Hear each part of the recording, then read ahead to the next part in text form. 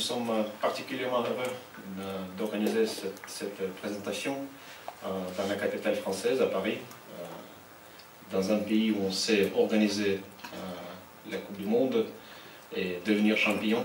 Il y a 20 ans, l'équipe nationale de France, devenue légendaire, a gagné à domicile au Stade de France le trophée de la Coupe du Monde.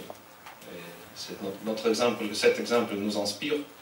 Naturellement, c'est le rêve de chaque organisateur que son pays vive le même triomphe et les mêmes émotions que la France en 1998.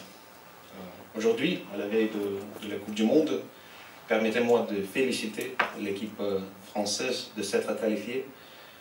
Cette fois-ci, la qualification n'était pas simple. Nous attendons les Bleus et leurs fans dévoués et comptons votre équipe parmi les favorites du tournoi. Il ne reste que 28 jours avant la Coupe du Monde. J'ai du mal à y croire parce que pour moi le chemin vers cette compétition a commencé il y a 9 ans. Mais le temps passe vite et aujourd'hui je suis très content de vous dire qu'on est prêt, la Russie est prête pour la prochaine Coupe du Monde. Je vais vous présenter le concept d'organisation de la compétition. Les matchs se passent dans 11 villes et 12 stades, dont 2 se trouvent à Moscou. Toutes les villes organisatrices sont situées dans la partie européenne de la Russie. Elles sont toutes à moins de 2 heures de vol de Moscou. On a eu envie de donner aux supporters la possibilité de découvrir une Russie différente.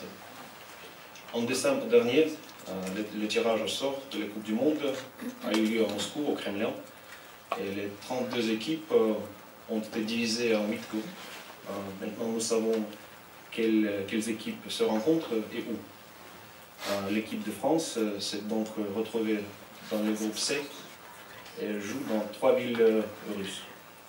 Elle joue à Kazan avec l'Australie, elle joue à Ekaterinbourg avec le Pérou, et elle joue à Loujniki, à Moscou, avec le Danemark.